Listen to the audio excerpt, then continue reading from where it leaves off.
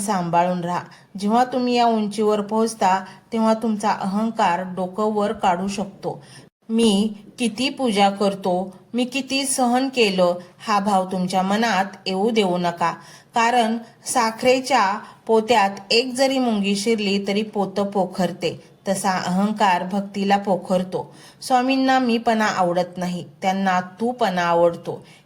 हे स्वामी, हे यश तुझं, हे घर तुझं आणि मी सुद्धा तुझाच, ही भावना ठेवा.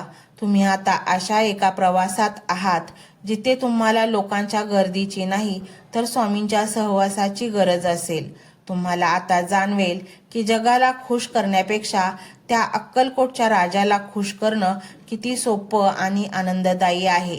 ते फक्त एका तुळशीच्या पानावर आणि मनापासून मारलेल्या हाकेवर प्रसन्न होतात. आता इथून पुढे तुमच्या आयुष्यात अकल्पनीय गोष्टी घडतील.